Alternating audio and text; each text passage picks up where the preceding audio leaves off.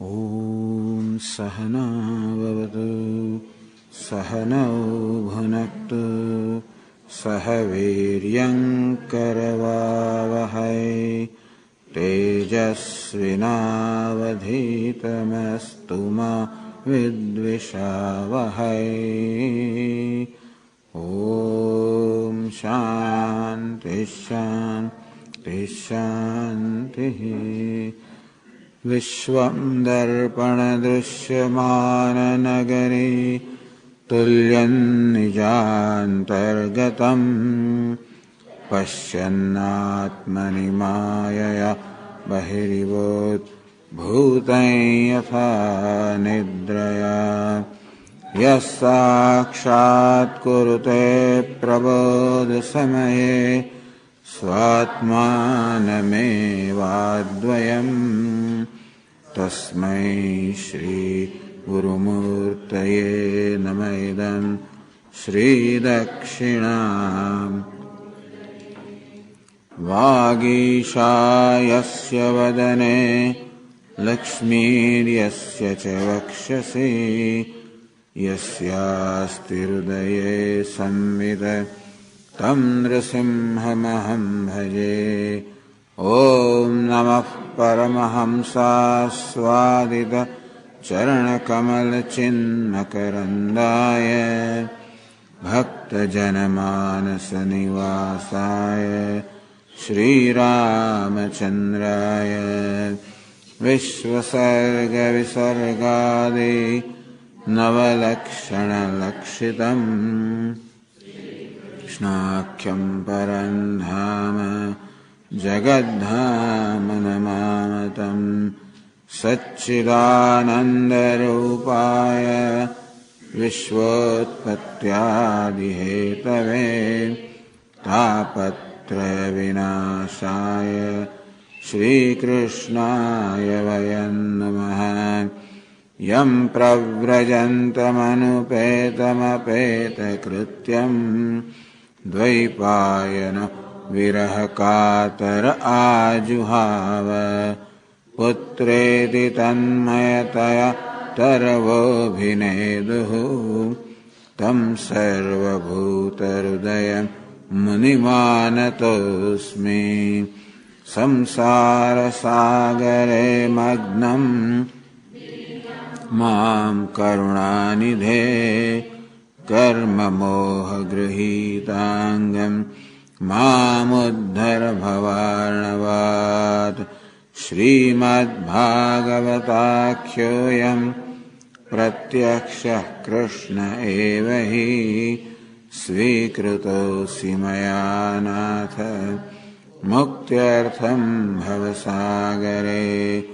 मनोरथो मदीयोऽयं सफलः सर्वथा त्वया निर्विघ्नेनैव कर्तव्यः दासोऽहं तव केशव। शुकरूपप्रबोधज्ञ सर्वशास्त्रविशारद कथाप्रकाशेन मदज्ञानं विनाशय। जन्माद्यस्य यतोऽन्वयादितरतः चार्थेष्वभिघ्नस्वराट् तेन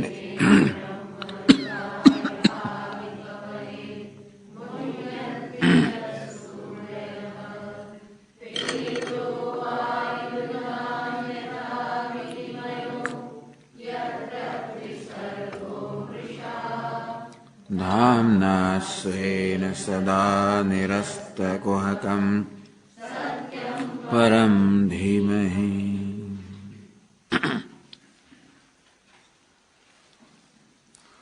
તો ભગવાને નિરૂપણ કર્યું કે આત્મા સ્વયં પ્રકાશ છે, જ્ઞાન સ્વરૂપ છે, નિત્ય છે, એક છે, અદ્વિતીય છે. આ પ્રકારે આત્માનું નિરૂપણ કર્યું.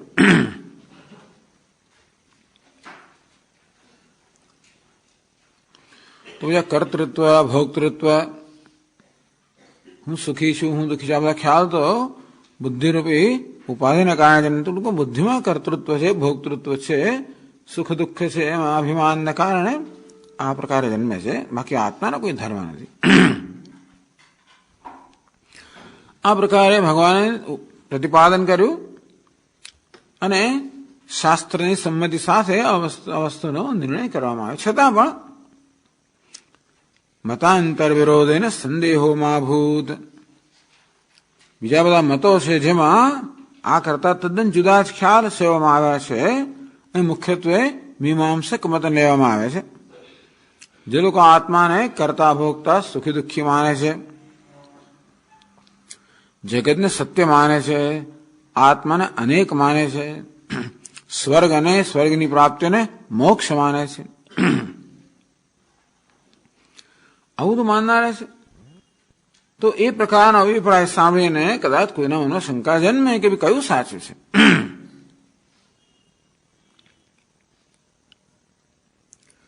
ઇતિ તન્મતમ નિરાકર્તુમ, તેથી આ મીમાંસકના પૂર્વ પક્ષીના મતનું નિરાકરણ કરવા માટે પહેલા એનો મત અહીંયા આગળ કહેવામાં આવે છે. શું કહે છે? હે ઉદ્ધવ, તું જો આમ માનતો હોય તો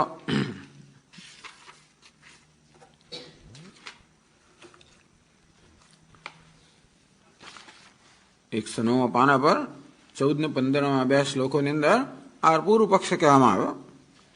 અથૈષામ કર્મકર્તॄણામ ભોક્તॄણામ સુખ દુઃખયો નાનાત્વમ. હે ઉદ્ધવ, જો તેમ માનતો હોય કર્મકર્તॄણામ સુખ દુઃખયો ભોક્તॄણામ છે નાનાત્વમ, કે કર્મનો કરનાર જે આત્મા છે, આત્મા કર્મનો કરનાર છે એવું માનતો હોય, સુખ દુઃખનો ભોગવનાર છે, વળી અનેક છે. અથવા તદુપરાંત નિત્યત્વમ લોક કાલ આગમ આત્મના, તો મને કહે સ્વર્ગલોક નિત્ય છે, કાળ જે તું કે તમે જે સુખને ભોગવો છો એ ભોગવાનો કાળ પણ નિત્ય છે. અપામ સોમમ અમૃતા અભૂમ, અમે તો અમર બની ગયા એમ કરીને એ સુખનો ઉપભોગનો કાળ છે એ પણ નિત્ય માનતા હો. સ્વર્ગ પણ નિત્ય છે, તે સુખ ભોગવવામાં એ પણ નિત્ય છે. આગમે સ્વર્ગનું કર્મનું આ બધાનું પ્રતિપાદન કરનાર શાસ્ત્ર છે એ પણ નિત્ય છે. મીમાંસકો માને કે વેદની કોઈ ઉત્પત્તિ જ નથી, બધો પ્રલય થાય સમગ્ર જગતમાં વેદનો ન થાય, વેદ તો નિત્ય છે.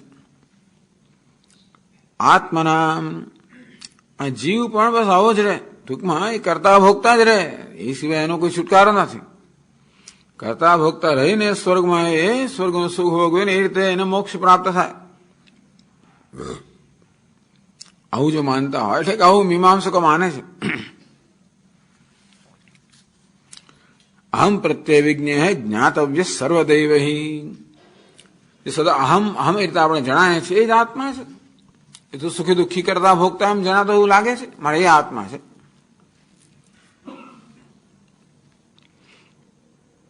ન તો તત્સર્વભૂતો નિર્વિકાર એક પરમાત્મા છે એવું એ લોકો નથી માનતા. વળી લોક ભોગ સ્થાન આ સ્વર્ગ વગેરે પણ નિત્ય છે, એને તેથી વૈરાગ્ય ન જન્મે ને. અનિત્ય હોય તો વૈરાગ્ય જન્મે, સ્વર્ગ અનિત્ય હોય, ભોગનો કાળ અનિત્ય હોય, આ બધું અનિત્ય હોય તો આપણો વૈરાગ્ય જન્મે, પણ નિત્ય માનતો હોય તો વૈરાગ્ય ન જન્મે. તો વેદાંત કહે છે કે આત્મા નિત્ય શુદ્ધ બુદ્ધ મુક્ત છે, પરમાત્મા સ્વરૂપ અદ્વિતીય છે, સ્વયં પ્રકાશ છે, અને તેથી એ સિવાય બાકીનું બધું મિથ્યા છે. એટલે બધા મિથ્યા પ્રત્યે વૈરાગ્ય તમે જાગૃત કરો વિવેકથી, અને એ રીતે આત્મજ્ઞાન પ્રાપ્ત કરીને જીવનનું ધ્યેય સિદ્ધ કરો. આત્મજ્ઞાનની પ્રાપ્તિ માટે વૈરાગ્ય એ મુખ્ય સાધન છે, કે અગત્યનું સાધન છે. પણ મીમાંસકો આ બધી વસ્તુ વિશે જેમ વિચારે છે એમાં વૈરાગ્યની સંભાવના જ નથી.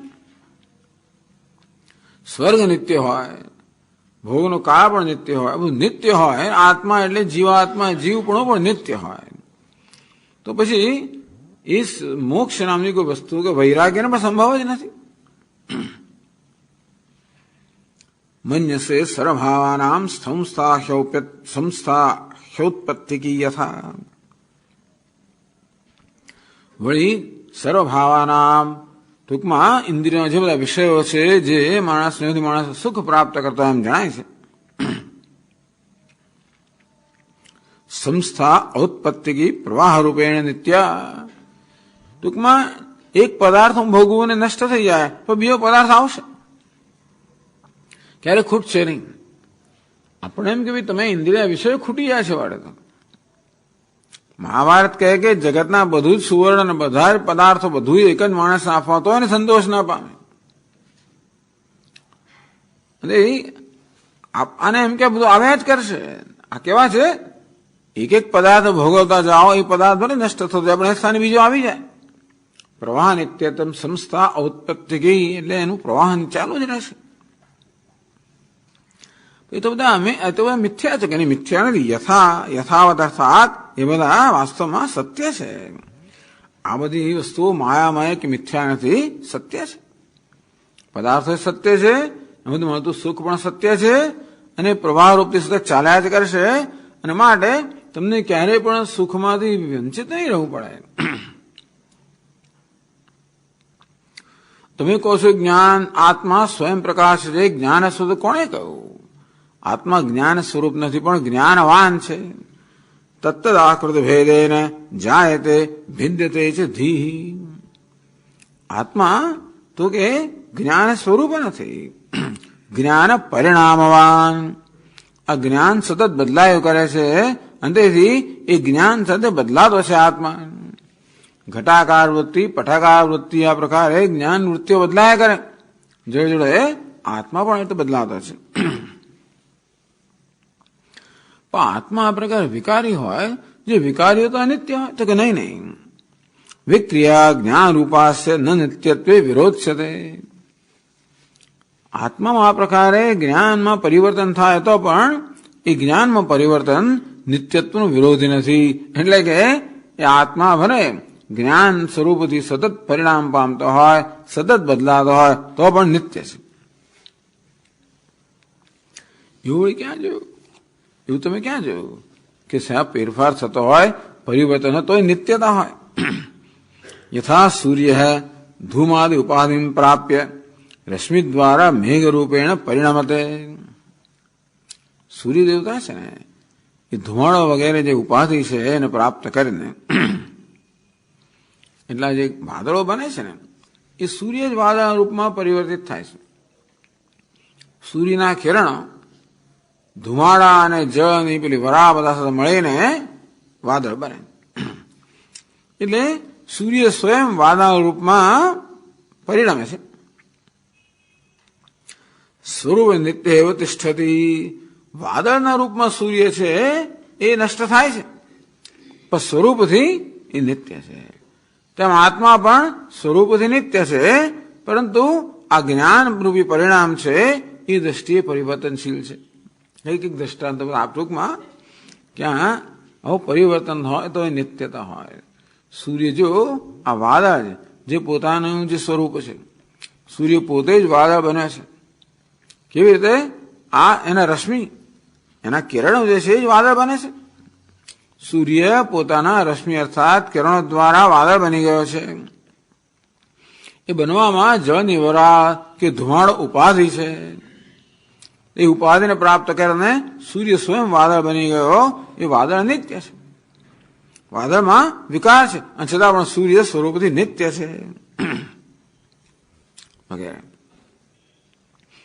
હે ઉદ્ધવ, જો તું આમ માનતો હોય તો ટૂંકમાં આવી જાતનું આવું તું સાંભળીને લાવ્યો હોય, આવી જાતની માન્યતા ધરાવતો હોય તો એટલે કે મીમાંસકો જાણે ઉદ્ધવ મીમાંસક હોય એ રીતે ભગવાન તો કે છે યદિ મન્ય છે તું જો આમ માનતો હોય તો. હવે આગળ જાય છે 16મા શ્લોકમાં. એવમપ્યંગ સર્વેષાં દેહિનાં દેહયોગતઃ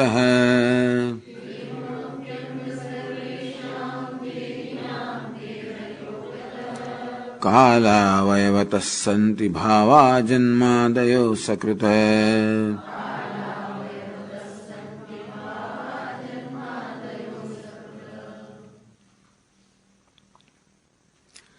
એવમ અપી, ચાલો આ બધું તું કહે છે એ બધું સાચું છે. ચાલો એવમ અપી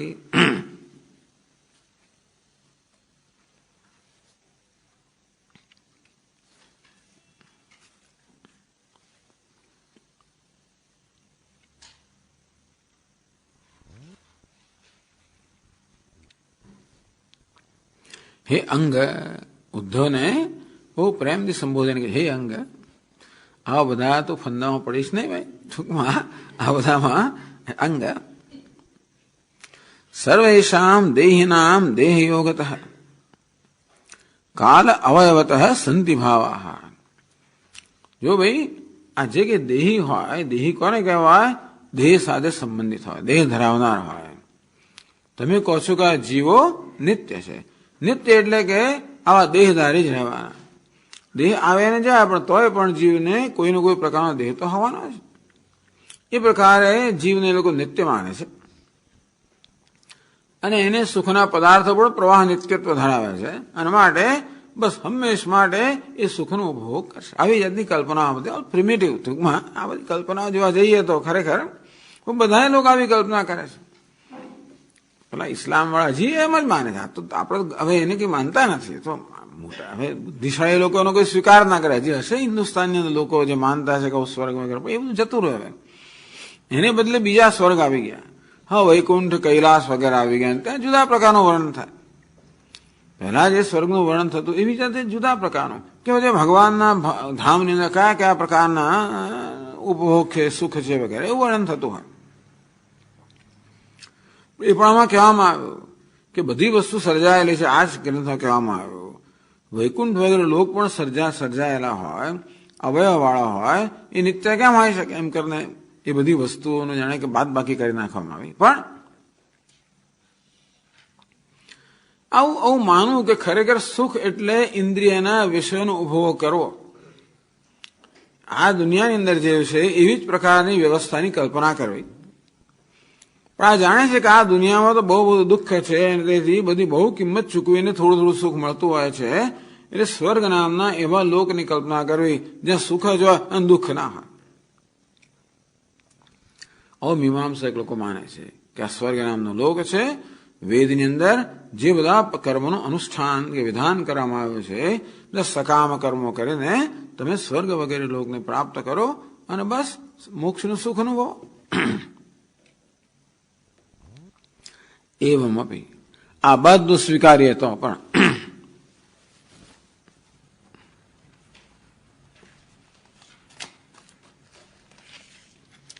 સર્વેષામ દેહિનામ યદિ મન્યસે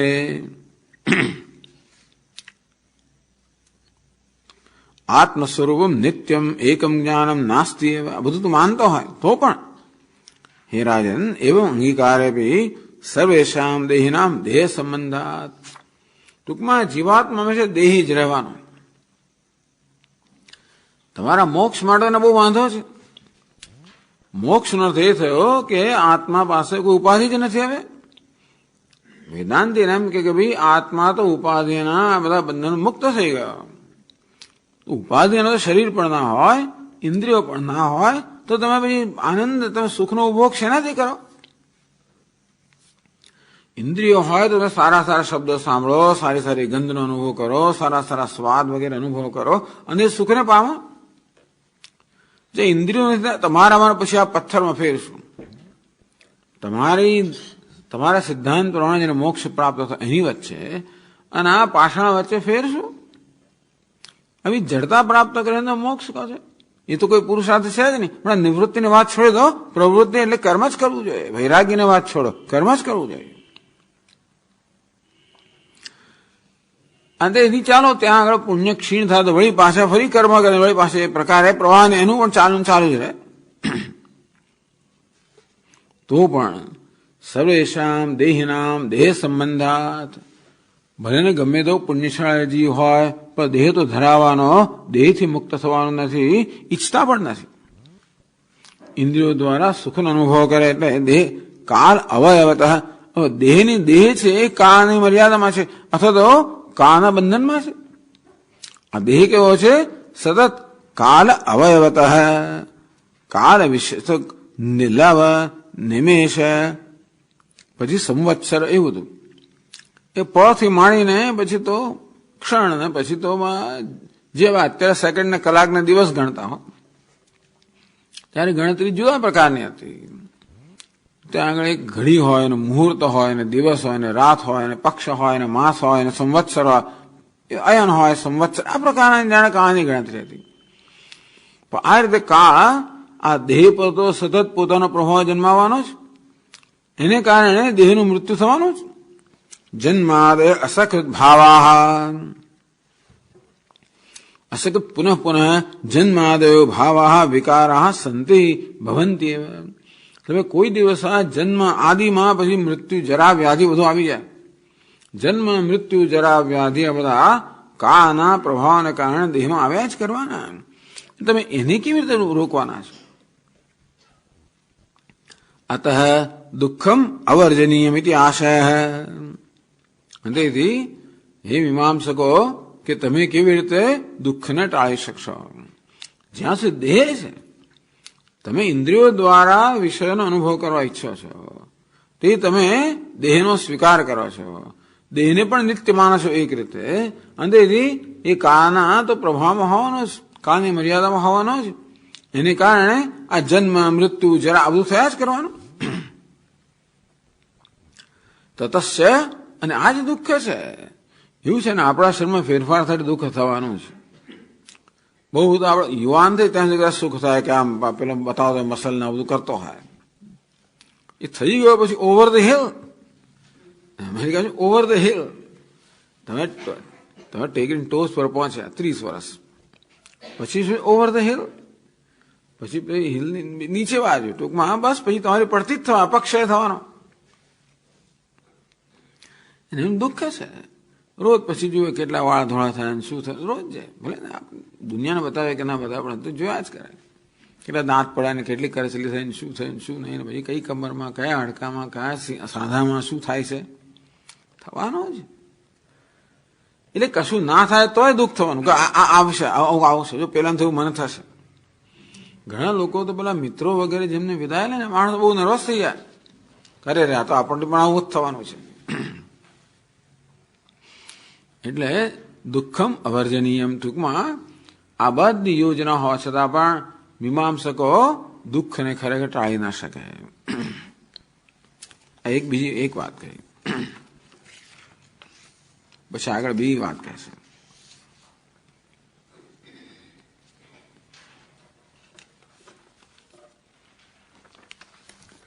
અત્રાપि કર્મણામ કર્તુરસ્વાતંત્ર્યમ ચ લક્ષ્યતે.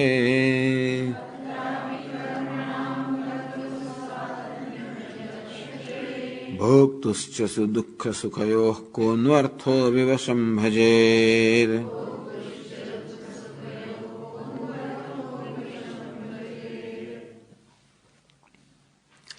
અત્રાપી, તો આ બધું જે કહ્યું, કર્મણામ કર્તુ સુખ દુઃખયો ભોક્તુશ્ચ અસ્વાતંત્ર્યમ ચ લક્ષ્યતે.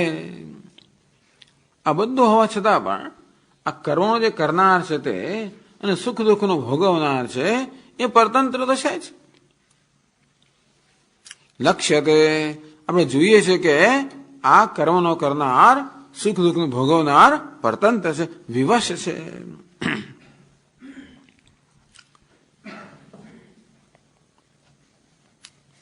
કેમ? દુષ્કર્મણ દુઃખ ભોગસ્ય અસંભવાત. માણસ સ્વતંત્ર હોય તો કોઈ દુષ્કર્મ ના કરે. અનિચ્છિતોપી દુષ્કર્મ સુપ્રવૃત્તિ દર્શનાત. માણસ પેલા ઈચ્છા ના હોય તોય પણ ઘણી વાર દુષ્કર્મ પ્રવૃત્ત થતો જોવામાં આવે છે. અનિચ્છન્ન વિવાર્ષણય બલાદેવ નિયોજિત. અર્જુન ભગવાન પૂછે કે હે ભગવાન, માણસ ઈચ્છા ન હોય તોય પણ બળપૂર્વક એવું કશુંક અંદર બળ છે જેને એને પાપ કરવાનો પ્રેરે છે. જાનામે ધર્મમ નચ મે પ્રવૃત્તિ. દુર્યોધન કહે કે ભાઈ હું ધર્મ જાણું છું પણ પ્રવૃત્ત થઈ શકતો નથી. જાનામે ધર્મમ નચ મે નિવૃત્તિ. અધર્મ શું છે એ પણ જાણું છું પણ છોડી શકતો નથી, છૂટી શકતો નથી. કેનાપી દેવેન હૃદય સ્થિતેન યથા નિયુક્તોસ્મિ તથા કરોમિ. કોઈક દેવ અંદર બેઠેલો છે, એ જે પ્રકારમાં નિયુક્ત કરે છે એ પ્રકાર હું કરું છું. આમ સ્વતંત્રતા બતાવી. સુતમ શાસ્ત્રમાં પણ કહ્યું છે એષ એવ સાધુ કર્મ કારયતિ ये यम एभ्य लोकेभ्य उन्निशते। ભગવાન પણ જેમને આ લોકથી ઉપરના લોકમાં લઈ જવા માંગતો હોય એની પાસે સત્કર્મ કરાવે, અને જેને નીચે પાડવા માંગતો હોય તો દુષ્કર્મ કરાવે. એટલે કારહિતા ઈશ્વર. ટૂંકમાં આ જીવ કર્મ કરે છે એવું કહેવા કરતા એની પાસે કર્મ કરાવવામાં આવે છે. ઈશ્વર એની પાસે કર્મ કરાવે. ઈશ્વર જો એને ઉન્નતિ કરવા માંગતો સત્કર્મ કરાવે અથવા દુષ્કર્મ કરાવે એવું કહેવાય છે. બહુ વિવાદ આના વિશે ઘણી ચર્ચાઓ છે, અથવા તો બધાનો અનુભવ છે. એટલે ભગવાને ગીતામાં કહ્યું ને, ઈશ્વર સર્વભૂતાનામ હૃદ્દેશેર્જુન તિષ્ઠતિ ભ્રામયન સર્વભૂતાની યંત્રારૂઢાની માયા. હે અર્જુન, પ્રાણી માત્રના અંતરમાં ઈશ્વર બેઠેલો છે. ત્યાં બેસીને બધાને આમ જેમ પેલો યંત્ર પર ઘુમાવે તે રીતે આ માયારૂપ યંત્ર પર ભગવાન બધાને ઘુમાવી રહ્યો છે. એ શ્લોકમાં કહેવાય જીવની સ્વતંત્રતા નથી. ઈશ્વર કરે છે, કર્મ એવું કરે છે, સ્વભાવ એવું કરે છે. ચાલો જે પક્ષ તમે લાવો, કાલ કર્મ સ્વભાવ. કોઈ કે સ્વામી સમય જેવો છે અત્યારે, આ ગ્રહો આમ છે, આ મંગળ પેલો છે ને શનિ પેલો છે ને આવ્યું છે 2008 આવ્યું ને આ ગ્રહ આમથી આમ ગયો ને ગુરુ આમ તેમ ગયો. કાળ જેવો છે, બધાને થવાનું. બધાએ માદા પડવાના સમય તમે જોજો. આમ થશે ને એમાં લોકોને આવું માદા પડવાના, આવા એક્સિડન્ટ થવાના, તો જો ભૂકંપ થવાના બધા. ટૂંકમાં આવું બધું આપણને જ્યોતિષ લોકો કહેતા હોય છે.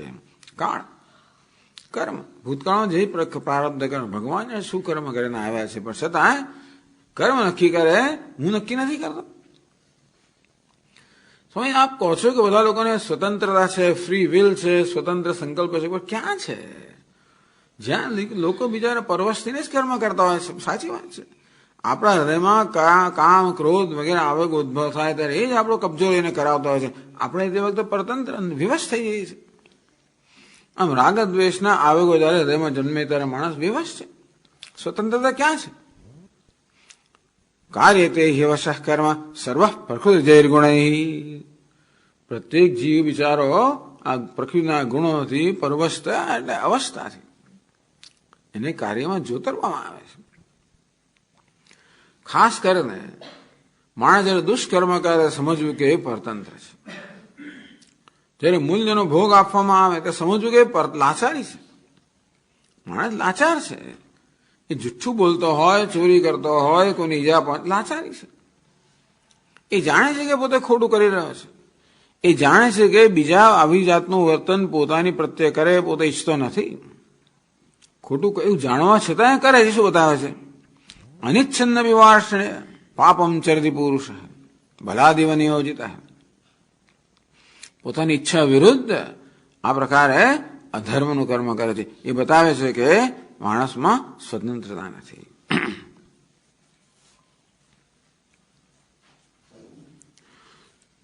ચાલો, સુખમ તો ઔત્સુક્યાદ ભુજ્યતે. સુખ જયારે આવે ત્યારે તો એકદમ ઉત્સુકતાથી માણસ ભોગવે છે. તથૈવ તત્સાધનમ કર્મ આપી ક્રિયતે. જોડે જોડે સુખને પ્રાપ્ત કરાવનાર જે પુણ્ય કર્મ છે એ પણ હોંશે હોંશે કરે છે કે ચાલો મને સુખ પ્રાપ્ત થશે. દુઃખમ તો વૈવશ્યેન પાશબદ્ધૈવ ભુજ્યતે. દુઃખ જયારે આવે ત્યારે પેલો વિવશ થઈ જાય છે. કેમ? એ બિચારા લાચારી અનુભવે છે. દુઃખ એને જોઈતું નથી, છતાં આવે છે ને ટાળી શકતો નથી. એટલે જેવી રીતે એને ભાગી શકાતું નથી. જેમ આપણા પગ બાંધી દીધા હોય અને આપણે ભાગી ના શકીએ અને પછી કોઈ દંડામાં જે કરતો એવી રીતે આ દુઃખ પણ આવે ત્યારે આપણે દુઃખ આપે જ છે અને ભાગી શકાતું નથી. આ માણસ વિવશતા છે. એવમ જાનત તત્સાધન કર્મની પ્રવૃત્તિ આપી. દુઃખ આવે ત્યારે ટાળી શકતો નથી એટલું જ નહીં, પરંતુ ઘણી વાર દુઃખ ઉત્પન્ન કરે એ પ્રકારના કર્મો કરતો હોય છે. આ બતાવે છે કે માણસ પરવશ છે, વિવશ છે, લાચાર છે. એટલે કહ્યું ભોક્તુ અત્રાવિ કર્મણામ કર્તુ અસ્વાતંત્રમ ચ લક્ષ્યતે ભોક્તુશ્ચ સુખ દુઃખયો. કોન અર્થો વિવશમ ભજેત. એ ખરેખર વિવશના બે અર્થ કરવામાં આવે. વિગત વિષય વશ એટલે પરાધીનતા. વિવશ વિગત વશ જેનામાંથી વશ કે પરાધીનતા જતી રહી છે એટલે વિગતનો ઈશ્વર કરવામાં આવે. માણસ જો સ્વતંત્ર હોત તો કહા અર્થ વિવશમ ભજેત. એ ખરેખર સ્વતંત્ર હોત તો આ સુખ દુઃખ વગેરે છે એને પ્રાપ્ત થતા જ નહીં, દુઃખ પ્રાપ્ત થતા જ નહીં, દુષ્કર્મ કરતા જ નહીં. પણ એ બતાવે છે કે માણસ પરવશ છે, ઈશ્વર નથી, એટલે કે એ સ્વતંત્ર નથી, પરતંત્ર છે. અથવા વિવશ એટલે પરવશ, અસ્વતંત્ર. એવા પરવશ માણસ હોય એની પાસે કયો પુરુષાર્થ એને જઈને એની સેવા કરવાનો છે. નહીં સ્વતંત્ર પ્રેરણા વિના અસ્વતંત્ર કિંચિત કરતું શક્નોતી. પુરુષાર્થ એટલે શું? આપણે ઈચ્છિત ધ્યેય પ્રાપ્ત કરવું. એ ક્યારે કરી શકીએ? એ પ્રાપ્તિમાં સ્વતંત્ર હોઈએ ત્યારે. પણ આપણે બીજું જ કોઈ કર્મ કરાવતો હોય ત્યારે કયો પુરુષાર્થ પ્રાપ્ત કોઈ પુરુષાર્થ પ્રાપ્ત ન કરી શકે.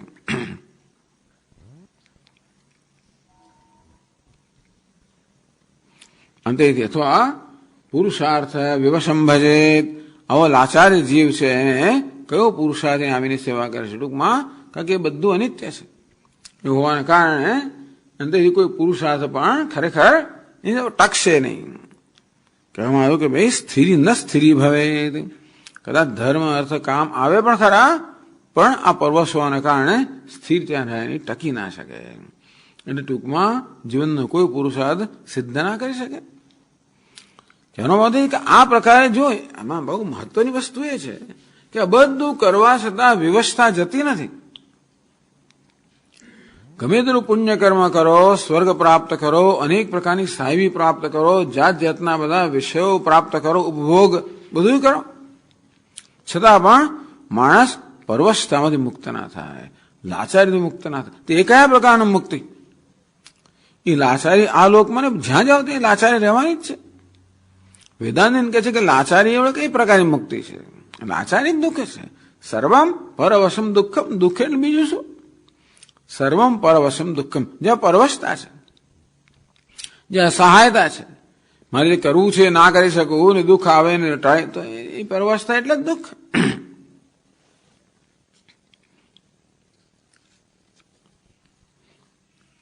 તો આ પ્રકારે જયારે કહેવામાં આવ્યું ત્યારે પેલો કહે છે મેં ઈશ્વરાય તમ દુઃખ ભોગાદી કિંતુ અન્યથા એવા.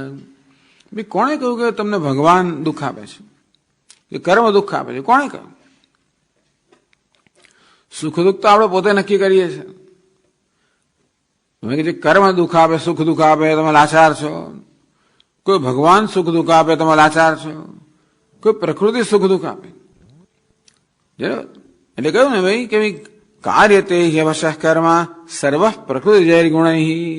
આ પ્રકૃતિના ગુણો વડે એની પાસે બળજબરીથી કર્મ કરવામાં આવે છે. એને પ્રકૃતિ ત્યાં નિયંત્રણ કરનારી કહી. ઈશ્વર સર્વભૂતાનામ તો કે ઈશ્વર કરાવે છે અથવા કર્મ કરાવે છે. કર્મ કહો, કાળ કહો, ઈશ્વર કહો, પ્રકૃતિ કહો, એટલે સ્વભાવ કહો. નહીં, આ બધા નથી કરાવતા. ખરેખર તો સુખ દુઃખ ભોગવવામાં પોતાના અધીન છે. એટલે એ જાતની દલીલ કરે છે. અહીંયા આગળ કહે છે ન દેહિનામ સુખમ કિંચિત વિદ્યતે વિદુષામપી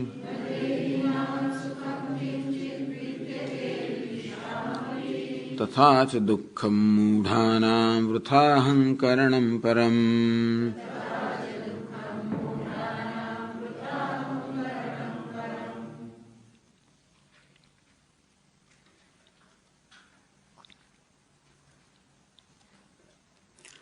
ये सम्यक कर्म कर्तुम जानन्ति ते सुखिनः एव ये तो न जानन्ति तेव दुःखिनः इति. मीमांसक तो कर्मना व हिमायती છે ને એ કહે છે કે જો ભી સુખ દુઃખ તો તમારા પર આધારિત છે. ये सम्यक कर्म कर्तुम जानन्ति. જે લોકો સારી રીતે કર્મ કરવાનું જ્ઞાન ધરાવે છે, કુશળતા ધરાવે છે, અર્થી સમર્થ જે ઈચ્છાવાળો છે, કરવા સમર્થ છે, વિદ્વાન છે, કર્મ કેમ કરવું જાણે છે, સામર્થ્ય એટલે બધી સામગ્રી છે, અને કર્મના ફળની ઈચ્છા પણ ધરાવે છે. આ બધું ધરાવનારો હોય તો પછી એ સમ્યક કર્મ કરતું જાનંતી, જે લોકો કર્મને સાધે કરવાનું જાણે છે તે સુખી રહે, એ લોકો સુખી થાય. એ તો ન જાનંતી તે દુઃખી ના, જે લોકો કર્મ કેમ કરવું નથી જાણતા એ જ દુઃખી હોય છે. એટલે પ્રારબ્ધ નહીં, ઈશ્વર નહીં, સ્વભાવ નહીં, તમારી વિદ્વત્તા, આવડત કે અણાવડત. જો આવડત હોય તો તમે સુખી થાઓ, અણાવડત હોય તો દુઃખી થાઓ. એટલે જ કહે છે કે એનો ઉત્તર આપે છે, ન દેહિનામ સુખમ કિંચિત વિદ્યતે વિદુષામ અપી. કોણે કહ્યું ભાઈ? જે વિદ્વાનો હોય, કર્મકાંડના મોટા મોટા પંડિતો હોય, એટલે એમાં કઈ ખાતરી છે કે હંમેશા એને સુખ જ હશે અને ક્યારે દુઃખ નહીં હોય એવું હોય? કે છે કે કિંચિત ક્વચિત, કિંચિત નો અર્થ કર્યો ક્વચિત. લોકે અતીવ વિદ્વાંસ મૂઢાનાશ્રિતા. ઘણી વખત બહુ મોટો વિદ્વાન હોય પણ આશ્રય કોણ લેવો પડે? કોઈ ધનવાન નો લેવો પડે. એ માણસ મૂઢ હોય. ઘણી વાર એવું થતું હોય છે. ઘણા લોકો આપણે જોઈએ છીએ કે બીજા સારા સારા માણસો, વિદ્વાનો હોય, પંડિતો હોય, સજ્જન હોય, બધાનું નિયંત્રણ કરતા હોય છે. પેલા હુકમ કરે ને, આમ કર, આમ કર, પંડિતજી આમ કરો, હવે પેલો મંત્ર બોલો, પેલું કરો, ચલો જલ્દી કથા કરો. હવે મેં સાંભળ્યું છે શેઠ લોકો એવું કરતા હોય. જેણે આ બધું સ્પોન્સર કર્યું હોય ને, ચાલો પંડિતજી હવે જરા આગળ વધો, લક્ષ્મણને છોડાવો, એવી વાત કરે. પેલો બીજી બધી વસ્તુ ધારો કે વાતો કરતો હોય ને, ત્યારે કે આ લક્ષ્મણ બિચારો બેભાન પડ્યો છે ને તમે શું બધી વાતો કરો, છોડાવા ને, છૂટો કરો. આવું હતું. એટલે બિચારા ઘણા બધા પંડિતો વિદ્વાનો હોય પરંતુ આવા લોકો પર આશ્રિત હોય છે. તો જેનો આશ્રય એ મૂળ છે, પાછો ભલે ગમે તો વિદ્વાન હોય.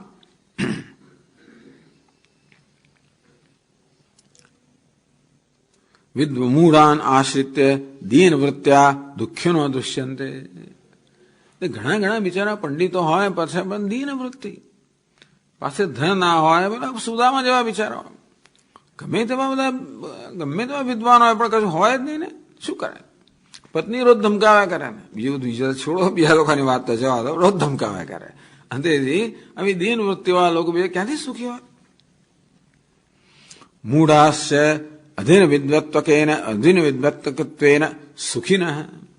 જ્યારે મૂળ માણસ છે, કેટલાય વિદ્વાનો એને એનું કામ કરે છે, એનો પડતો બોલ ઝીલે છે, માટે એ લોકોને જે કરવું એ કરાવે છે, એ લોકો તો સુખી દેખાય છે ઉલટા.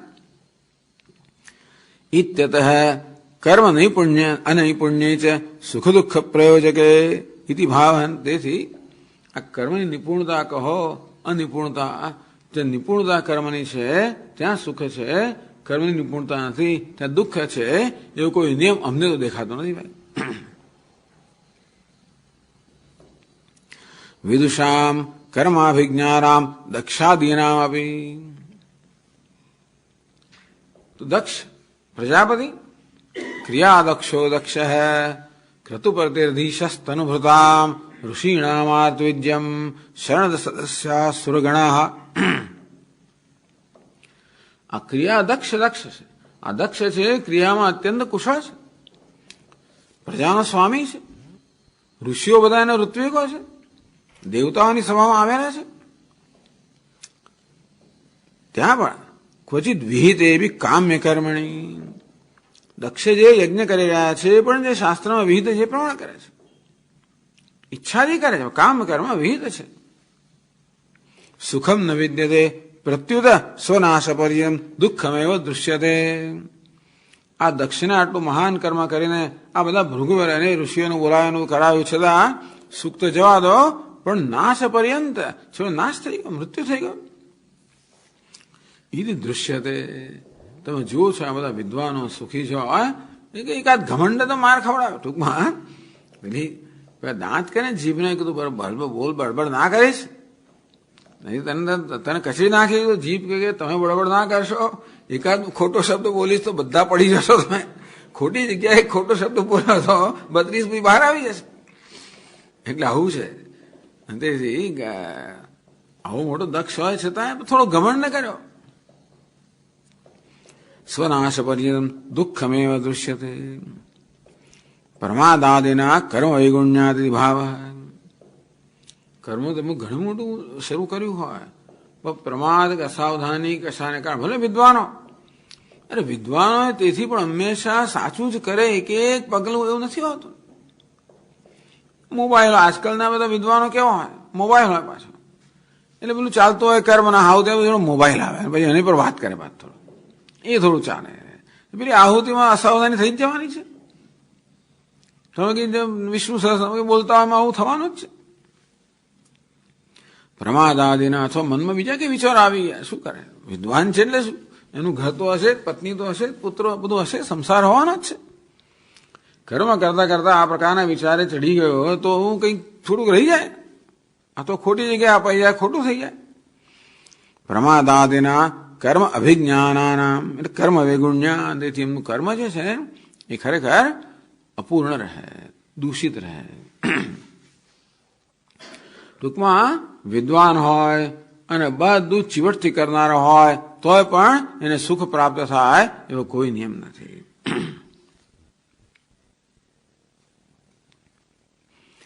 મૂઢાનામ કર્મ કરતું અજાનતામ સરલાનામ. ત્યારે કેટલાક બિચારા મૂર્ખ લોકો હોય પણ સરળ હોય, નિર્દોષ હોય, ભગવાનના માણસ હોય. ક્વચિત કર્મ અકારણે બી દુઃખમ ન વિદ્યતે. ક્યારેક એ લોકો કર્મ ના કરે તો એ દુઃખ થાય છે એવું નથી હોતું. સારલ્યાદિ ગુણેન અકસ્માત તીર્થાદિ સંબંધમ જાદ પુણ્યેન છે. બહુ સરળ છે એટલે એમને કઈ ને કઈ મળી રહેતું હોય છે. કોઈ મહાત્મા કે ચાલ મારી સાથે, માણસ પોતે કઈ જાણતો નથી પણ બિચારો બહુ ડાયો ડમરો છે, સીધો સાધો છે. મહાત્મા આવી રહ્યા છે ગામની અંદર, બસ એને બહુ ગમે, બેસી રહ્યો, સેવા કરે. નારદ મુનિ એવા હતા એક વખતે, મહાત્માની સેવા કરે, લઈ જાય એમને સાથે. તીર્થયાત્રાઓ કરે, કે ભજન કીર્તન સાંભળે, મંદિરમાં જાત જાતનું કરે બધું, કેટલી જગ્યાએ સ્નાન કરે, કેટલું પુણ્ય પ્રાપ્ત થાય. સારલ્યાદિ ગુણેને અકસ્માત તીર્થાદિ સંબંધમ. એને કારણે એને પુણ્ય તીર્થ વગેરેનો સંબંધ થાય, દેવ દર્શન થાય, સેવા થાય, સત્કર્મ થાય. મહારાજ કે ચાલ જો આને બધું પીરસી દે, ચાલ રસોઈ આટે કરી નાખ, બધું કરી નાખે. એટલે મહારાજને જે પુણ્ય થાય કે ના આને તો બધું પ્રાપ્ત થાય, ટૂંક મારી કામ કરે ના થાય, બાકી બોલે એને કશું મળે નહીં. જાદ પુણ્ય પ્રત્યુત સુખમ એવો. એટલે આ લોકો ઘણા સુખી દેખાય છે. ઘણા લોકો ભલે મૂર્ખ હોય પણ સરળ હોય, નિર્દોષ હોય, અને તેથી ઘણા સુખી દેખાય છે. આ તો હે એટલે ટૂંકમાં તમે ન દેહીનામ સુખમ કિંચિત વિદ્યતે વિદુષામ આપી. ઘણી વાર જોયું છે કે વિદ્વાન હોય એ લોકોને પણ સુખ નથી આવતું, કે હંમેશા સુખ હોય તો નિયમ નથી. તથા છે દુઃખમ મૂઢાનામ. અને મૂળ લોકોને હંમેશા દુઃખ એવું પણ નથી આવતું.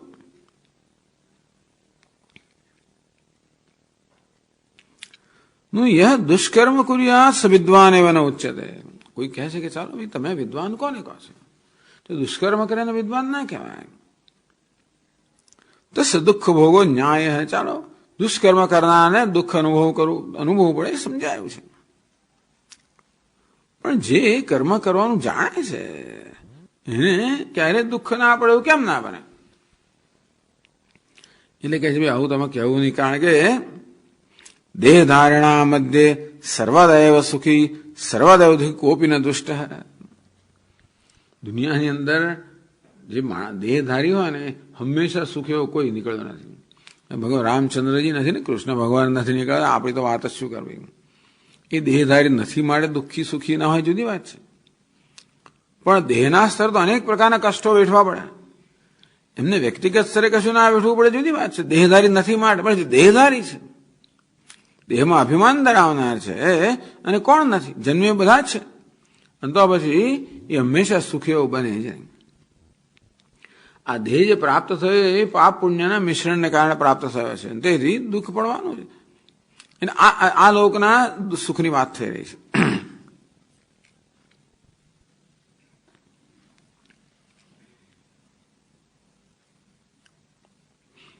એટલે કહે છે વૃથા અહંકરણમ પરમ.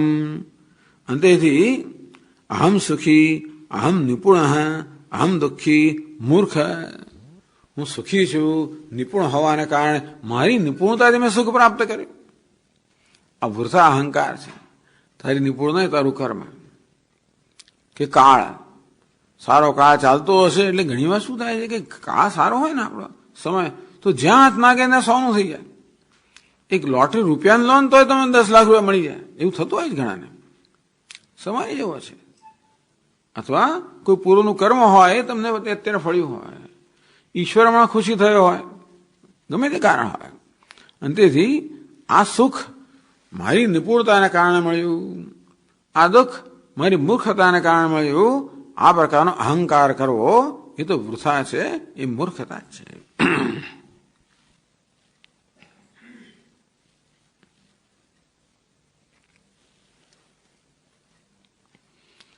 પછી આગળ કહે છે, ચાલો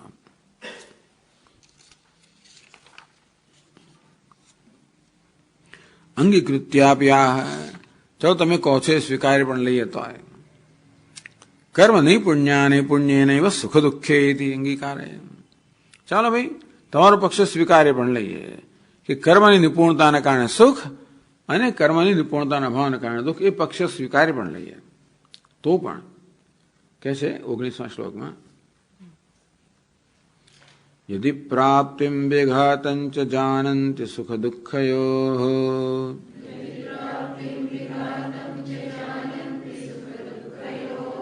તેપ્યદ્ધાન વિદુર્યોગમ મૃત્યુર્ન પ્રભવેદ્યથા.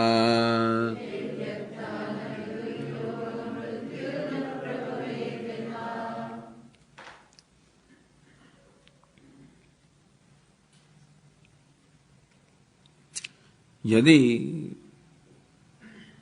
विघातम यदि प्राप्तिम विघातम च जाने सुख दुःखयोः, सुखस्य प्राप्ते दुःखस्य विघातम ते जानन्ति.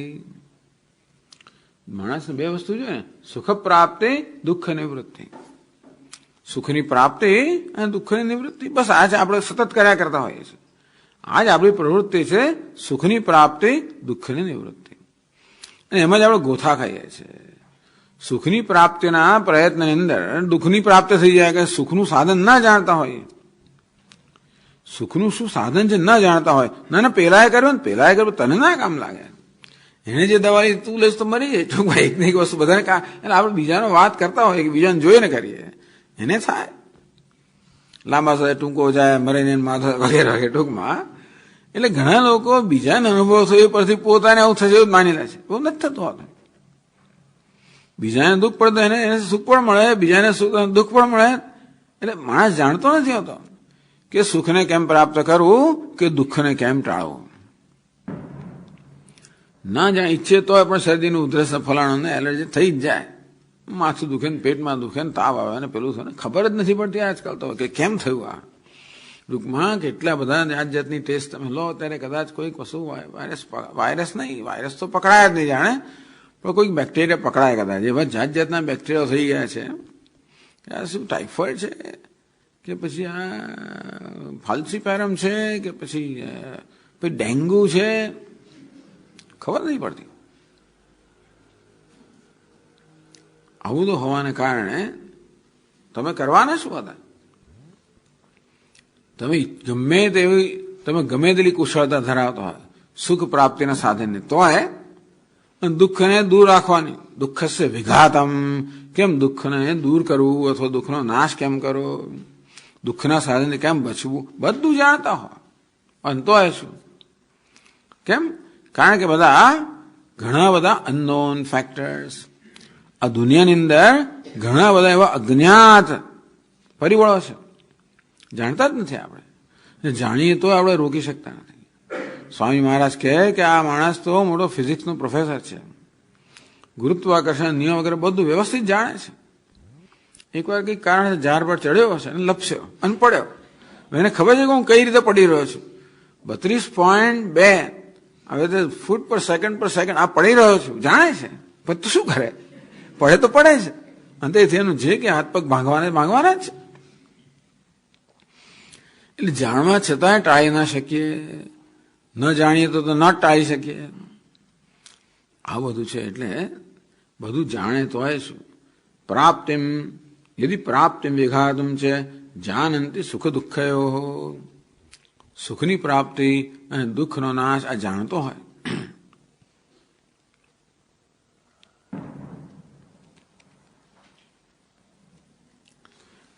તથાપિ અત્યંત દુઃખરૂપ મૃત્યુ પ્રતિકારમ કથમ ન કર્મને પુણ્યને કુર્યાદ.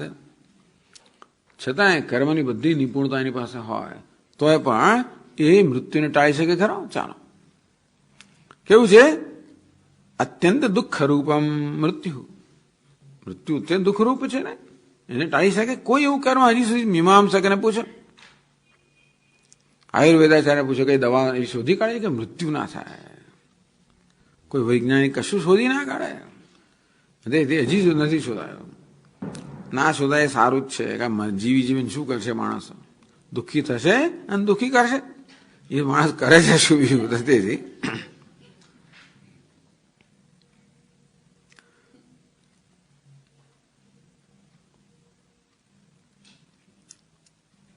અંતેથી અતોપી જ્ઞાયતે ન કર્મ કૌશલમ સુખ હેતુ હિતિ ભાવ. જો કર્મની કુશળતા બધું સુખ આપતું હોત અને દુઃખને તમે ટાળી શકતા હોત કર્મની કુશળતાને કારણે, તો મૃત્યુ જે મહાન દુઃખ રૂપ છે એને ટાળી શક્યા હોત જો કર્મની કુશળતા હોત તો. છે કર્મની કુશળતા, છતાં પણ એ કર્મની કુશળતા આ મૃત્યુરૂપી મહાન દુઃખને ટાળવામાં નિષ્ફળ જાય છે ને. પછી શું? અરે કર્મની બધી કુશળતા હોય તો સ્વર્ગ અને પ્રાપ્તિમાં નિષ્ફળ જાય, પછી કહે છે શક્ય છે? તેપી અધ્ધા ન વિદુર્યોગમ મૃત્યુ ન પ્રભવેત યથા. એ લોકો પણ અધ્ધા એટલે સાક્ષાત યથા મૃત્યુ ન પ્રભવેત તથા યોગમ ઉપાયમ ન વિદુઃ. એ લોકો પણ મૃત્યુને ટાળી ના શકે. મૃત્યુ તો આવવાનું જ છે.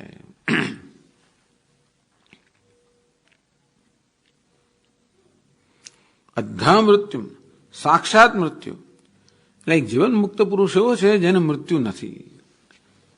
મૃત્યુ દેહના મૃત્યુની વાત નથી, પણ દેહમાં અહંભાવના કારણે પોતે મરી રહ્યો છે, દુઃખ આપે છે. મૃત્યુ દુઃખ નથી આપતું. દેહનું મૃત્યુ દુઃખ ના આપે. કઈ વસ્તુ દુઃખ આપે? મારું મૃત્યુ. હું જયારે દેહની સાથે મારી જાતને સરખાવું દેહમાં અહંભાવના કારણે, તો દેહના મૃત્યુને મારું મૃત્યુ માનો. એ મારું મૃત્યુ દુઃખ આપે છે, મૃત્યુ નહીં. દુનિયામાં કેટલાય મરે છે ને જાય છે, આવે છે ને જાય, કોને ચિંતા છે? રોજ છાપામાં વાંચીએ ને આ બસ ને 15 માણસો મર્યા ને પેલી ટ્રેન ને પેલું દુનિયામાં ચાલ્યા જ કરે છે. વાંચીને પાના ફેરવીએ છે આપણે. થાય કદાચ થોડું ઘણું થતું હોય તો. એ રોજ રોજ વાંચીને મળે એ બધા લોકો રીઢા થઈ ગયા. ટૂંકમાં હવે નહીં કે અસર થતી નથી. અમેરિકામાં 2 માણસ મરી ગયા તો 15 દિવસ છાપવામાં આવેલા. અહીંયા તો ક્યાં પત્તો લાગે છે? હિન્દુસ્તાનમાં ચાલ્યા જ કરે છે આ બધું. તેથી મૃત્યુ એવું આપણને દુઃખ આપે? મારું મૃત્યુ. મારું મૃત્યુ કેમ? આ શરીર હું છું માટે. આમ તો એટલે જીવન મુક્ત પુરુષ છે ને એ મારું મૃત્યુ કહેતો નથી, એટલે મૃત્યુને દુઃખ નથી આપતો, કારણ કે એનું મૃત્યુ નથી, શરીરનું મૃત્યુ છે. ન હન્યતે હન્યમાને શરીરે. આ શરીરનો ઘાત થાય તો પણ જેનો ઘાત થતો નથી એ આત્મા જેનો અહંભાવ છે એને માટે આ શ્લોક નથી. તે બી અધ્ધા ન વિદુર્યોગમ મૃત્યુયોગ એટલે ઉપાય. એ પણ મૃત્યુ ન પ્રભાવ પાડે. મૃત્યુ આપણને તો કે કોઈ રીતે આ પ્રભાવ ન પાડે અને આપણે મરીએ નહીં એવો કોઈ ઉપાય કોઈ જાણતો નથી.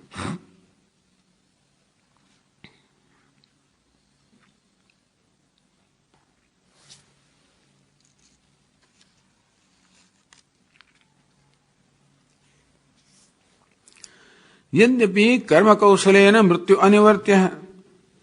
તમારી વાત સાચી છે ભાઈ. કર્મની ગમે નિપુણતા હોય તો પણ મૃત્યુ ન ટાળી શકો, વાત બરાબર છે. ભલે ને તથાપિ તેને યાવદાયુ સુખમસ્તી એ છે. પેલો કહે છે ભલે ને ભાઈ મૃત્યુ ના ટાળે પણ જીવું ત્યાં સુખ છે. કર્મની નિપુણતાથી હું સુખ મેળવી શકું છું. તમે કહો છો એ પ્રમાણે કર્મની નિપુણતાથી હું મૃત્યુ ન ટાળો, કઈ વાંધો નહીં. પણ જીવું છું ત્યાં સુધી તો શીખવું જોઈએ, કારણ કર્મની અનુકૂળતાને કારણે સુખ મળતું હોય તો જીવું ત્યાં સુખી જીવીશ ને. તો કે એવું એ નથી. કેમ નથી? તો એ કહેશે અહીંયા પછીના શ્લોકમાં, કોન્વર્થ સુખયત્યેનમ કામો વા મૃત્યુરંતિકે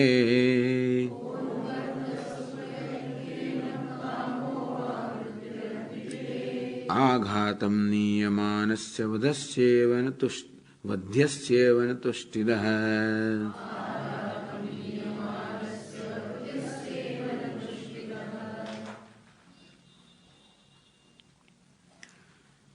કહા અથવા તો કિંતુ અર્થ એવો પણ પાઠ છે. એવો કયો અર્થ છે, એવો કયો કામ છે? અર્થ એટલે સંપત્તિ, ધન સંપત્તિ. કામ એટલે વિષયો. અર્થ અને કામ. કોનું અર્થ કામો વા એનમ સુખાયતી એનમ દેહિનમ કહ અર્થ કામમ વા સુખાયતી. એવો કયો અર્થ છે, એવું કઈ ધન સંપત્તિ છે કે એવા સુખનો વિષય છે જે ખરેખર સુખ આપી શકે? કેમ ના આપી શકે? કે છે મૃત્યુ અંતિકે. મૃત્યુ બરોબર પાછળ પડેલું હોય. અંતિકે એટલે પાછળ જ છે. આપણી પાછળ જ, એટલે ટૂંકમાં આપણો પીછો જ કરી રહ્યું છે. મૃત્યુ પડછાયાની જેમ જ ચાલતું હોય છે. સર્વદા પૃષ્ઠલગ્ન મૃત્યુ. ટૂંકમાં પૃષ્ઠલગ્ન એટલે શું? મારા પાછળને વળગેલું જ છે, એટલે મારી પાછળ જ પડેલું છે, મારો પીછો જ કરનારો છે પડછાયાની જેમ. એવું જયારે માણસ જાણતો હોય ત્યારે પછી કઈ વસ્તુને બીજાને સુખ આપી શકે? આઘાતમ નિયમાનસ્ય વધ્યસ્ય ઇવ. આઘાત કોને કહેવાય ખબર છે? શૂળી. જ્યાં આગળ ત્યાં વધ થવાનો હોય. વધ્યસ્ય સંપ્રતિ. તો આવી રીતે ધારો કે માણસને શૂળીએ ચડાવવા લઈ જતા હોય, એમ માનો. વધ્ય એટલે જેનો વધ થવાનો છે, જેને ફાંસીની સજા થવાની છે, એ શૂળીએ ચડાવવાનો છે, લઈ જઈ રહ્યા છે. તે વખતે તમે કહો સંપ્રતિ ત્વમ પાયસ પિષ્ટાદિકમ યથેષ્ટમ ભુંક્ષ્વેતિ. લે ભાઈ, તને દૂધપાક આપો, તને લાડુ આપો, આ જાત જાતની વસ્તુ ધારો કે આપો, તમે સોના મોરો આપો, વસ્ત્રો આપો, જે ક્યાં આપો. એને શું? એને એ માણસ કશી વસ્તુ સુખ આપી શકે નહીં છે. એ દીયમાનો વિભોગ યથા ન સુખાયતી. હવે ગમે તેલો ભોગ તમે એને ધરો ને તો પણ એને કોઈ જાતનું સુખ ના ઉત્પન્ન કરી શકે. તેવી જ રીતે અંતિકે સમીપ વર્તમાન મૃત્યુ ન તુષ્ટિદઃ. આ મૃત્યુ છે ને કોઈ જાતનો સંતોષ લેવા દેતું નથી. ખરેખર આમ જો તો મૃત્યુ અંદર રહેલું તો છે જ. કે બધા પદાર્થો સામે મૂકવામાં આવે, સમજો બરફી છે ને, તો પછી ગુલાબ જાંબુ છે, ગરમ ગરમ છે. ગરમ ગરમ ગુલાબ જાંબુ, ગરમ ગરમ ગાજરનો હલવો, ગરમ ગરમ પોંગલ. સ્વામીજી હમણાં જ જયારે છેલ્લે ઉઠ્યા, ગરમ ગરમ પેલા વડા. હવે આને જોઈએ ને તરત પેલું મૃત્યુ તો અંદર કોઈક રીતે અંદર સંકળાયેલો તો છે જ. ના ભાઈ, કોલેસ્ટ્રોલ, બ્લડ શુગર, આવું કહો એટલે મૃત્યુ જ છે. મૃત્યુ બીજા નામ છે ને. ભાઈ આ તો ના ખવાય, કોલેસ્ટ્રોલ છે.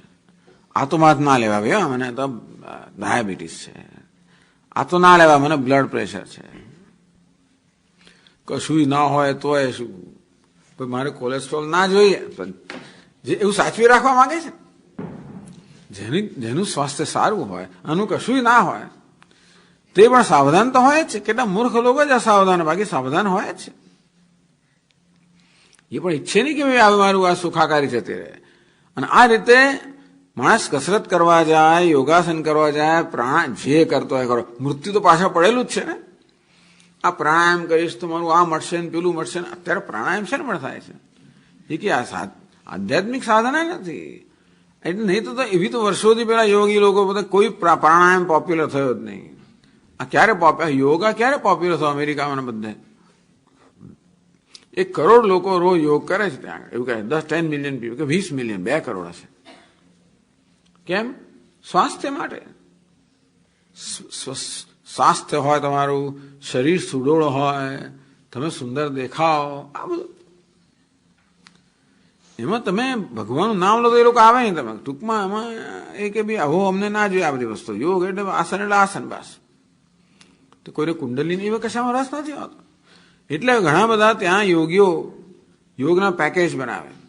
કૃપાળ યોગાન, પેલો યોગાન, ફલાણા યોગા, જાત જાતના યોગ હોય. એમાં પછી યોગની સાથે પછી તંદુરસ્તીને સ્વાસ્થ્યને મને જોડે ને બધું ઘણું કરે. કંઈક માનસિક ફલાણું શાંતિ પેલી ને એવું તમે કહો એટલે બધાને જરૂર હોય જ છે. અને બધાને લાગે કે મને ફેર પડે, પેલાને પડે છે એટલે બધાને પડે. એને બધા કહેવું પણ પડે કે અમે પડે ખરો. પછી 2 વર્ષનો પ્રાણાયામ કરો ને યોગાસન કરો, પછી કંઈક તો કહેવું જ પડે ને. તમે કંઈક થયું તો શું કર્યું, આવડતું નથી, આવું કર્યું વગેરે થાય ટૂંકમાં જે હોય. પણ એટલે આ બધાની પાછળ છેવટે આજે તો યુટિલિટી લોકો માત્ર સ્વાર્થ જ જોતા હોય છે. એમાં બીજું કંઈ તેથી યોગાસન કરે કે પ્રાણાયામ કરે. પ્રાણાયામ કેમ પ્રસિદ્ધ થયો આટલો? આ રોગ મળશે ને પેલું જેટલા જાય છે ને બધા શિબિરમાં કેટલા બધા જાત જાત રોગ લઈને જ જતા હોય છે. અથવા સ્વાસ્થ્ય જાળવી રાખવા માંગે, બેમાંથી એક વસ્તુ. પણ સ્વાસ્થ્યનું સાધન બતાવ્યું. રોગની પ્રતિકાર શક્તિ વધારો ચાલો, અથવા રોગને દૂર કરો, આવું થાય. એટલે આ બહુ કુશળતા છે, સારું જ છે. દવાઓ ખાઈ ખાઈને એ કરવું એના કરતા આ વસ્તુ સરસ છે. પણ કહેવાનો ભાવ એ છે કે તમે જો આ બધાની પાછળ મૃત્યુ સંકળાયેલું છે, પ્રત્યક્ષ છે કે પરોક્ષ છે. પછી ઓપરેશન નહીં કરાવ્યું મને તો બહુ ડર લાગે એટલે સીધું જ મૃત્યુ આવી ગયું. અથવા તો આવું બધું હોય તો પરોક્ષ છે. ટૂંકમાં માણસની સ્થિતિ આવી જ છે. એને ફાંસી ચડાવ લઈ જતો હોય, અંતે વખતે આ બધું આપવામાં આવે. એ નશામાં હોય તો કદાચ ખાઈ લે, બરાબર છે. ઘણા માણસો નશામાં હોય છે એટલે એમને કોઈ પ્રકારનું ભાન જ નથી આવતું. અને જેમ તેમ ખાધા અને છેવટ દુઃખી થાય. ભાઈ ભોગે રોગ ભાઈ એમ બહુ દુઃખી થાય છે. અને રોગ થાય એ પણ મૃત્યુનો જ પાછો પ્રતિનિધિ છે. બીજું શું? સુખ જેને કશું નથી એ માણસ સારો રહેવા માટે પણ હંમેશા ચેતીને ચાલે છે. એટલે મૃત્યુ તો આવ્યું જ અંદર. જે અક્કલ વગરનો છે એ મૃત્યુને નોતરે છે, દુઃખને મૃત્યુને નોતરે છે. એ લોકોને આજે પેલો જાત જાતની વસ્તુ થયા જ કરે. બહાર ખાઈને શું થાય? આજે મરડો થયો ને પછી પેલું કંઈ બીજું થયું ને તેવું થયું ને કમળો થયો ને થયા જ કરે. જાત જાતનો ટાઇફોઇડ થયો.